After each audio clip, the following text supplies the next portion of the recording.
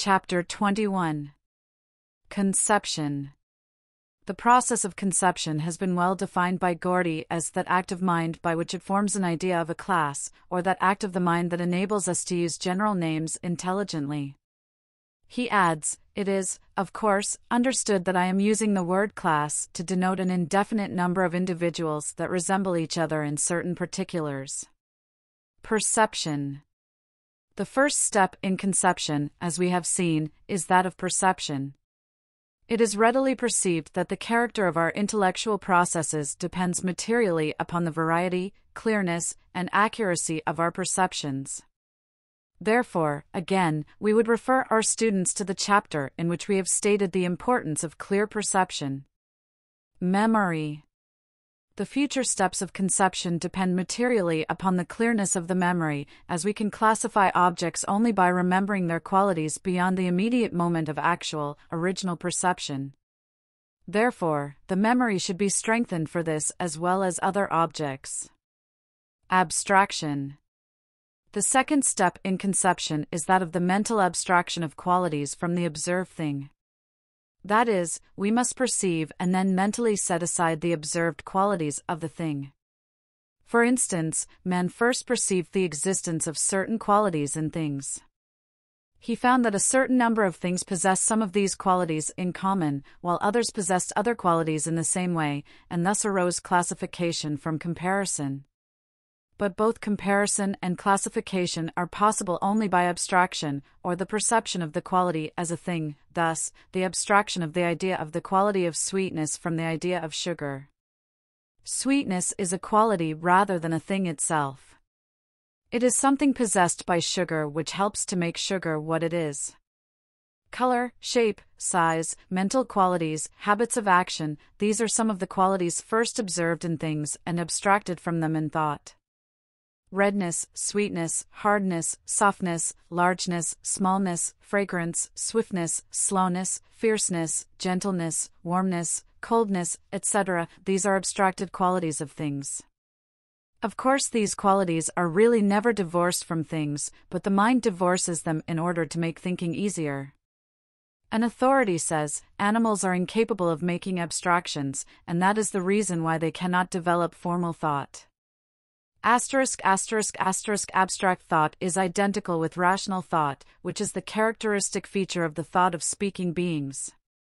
This is the reason why abstract thought is upon earth the exclusive property of man, and why brutes are incapable of abstract thought. The process of naming is the mechanism of abstraction, for names establish the mental independence of the objects named. The processes of abstraction depend upon attention, concentrated attention. Attention directed to the qualities of a thing tends to abstract the qualities in thought from the thing itself. Mill says, abstraction is primarily the result of attention. Hamilton says, attention and abstraction are only the same process viewed in different relations. Cultivation of the power of abstraction means principally cultivation of attention. Any mental activity which tends toward analysis or separation of a thing into its parts, qualities, or elements will serve to cultivate and develop the power of abstraction. The habit of converting qualities into concepts is acquired by transforming adjective terms into their corresponding noun terms. For instance, a piece of colored candy possesses the qualities of being round, hard, red, sweet, etc. Transforming these adjective qualities into noun terms, we have the concepts of roundness, hardness, redness, and sweetness, respectively. Comparison. The third step in conception is that of comparison, in which the qualities of several things are compared or examined for likenesses and differences. We find many qualities in which the several things differ, and a few in which there is a likeness. Classes are formed from resemblances or likenesses, while individuals are separated from apparent classes by detection of differences. Finally, it is found that separate things, while having many points of difference which indicate their individuality, nevertheless have a few points of likeness which indicate that they belong to the same general family or class. The detection of likenesses and differences in the qualities of various things is an important mental process. Many of the higher thought processes depend largely upon the ability to compare things properly. The development of attention and perception tends to develop the power of comparison. Classification or generalization.